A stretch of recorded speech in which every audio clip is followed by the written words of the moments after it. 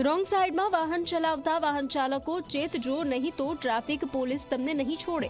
હવે police wrong સાઈડમાં વાહન ચલાવતા લોકો સામે ગુનો દાખલ કરશે। ટ્રાફિક પોલીસની આકરી દંડાત્મક કાર્યવાહી છતાં વાહન ચાલકો ન સુધરતા પોલીસે વધુ કડક કાર્યવાહીનો નિર્ણય કર્યો છે। ત્યારે ઝી 24 કલાકનું અમદાવાદમાં રિયાલિટી ચેક કર્યું। ઝી 24 કલાકના કેમેરામાં અનેક લોકો રોંગ સાઈડમાં જતા કેદ થયા અને આ માટે તેમણે અવનવા બહાના પણ બનાવ્યા। અરે હું તો અહીંયા પાર્કિંગ કરું છું, અહીંયા ઓફિસ છે યાર। તો અહીંયા આવવા માટે ક્યાંથી આવવાનું? તો મને કહો, અહીંયા આવવા માટે ક્યાંથી આવવાનું?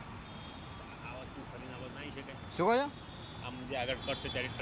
અરે ભાઈ અહીંયા ગયો તો અહીંયાથી આમ સાઉથ પોલ ફરવા જવું। આગળ પેસેન્જર ઊભો છે મારો, રસ્તો તો રોંગ સાઈડ જાય છે ને, તો આટલા બધા બી તો જાય છે ને બોસ।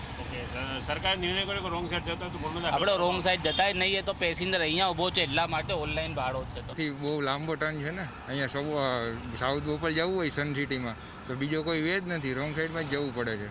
સરકારે એવો નિયમ દાખલ કર્યો છે કે જો રોંગ સાઈડ જતા હોય તો કેસ દાખલ કરવામાં આવશે। આ રોંગ સાઈડ તો બધાને ચાલવા જ દે છે, કોઈ પ્રોબ્લેમ નહીં આવતો, કાં તો આ ટર્નથી કાં તો અહીંયા આગળના ટર્નથી।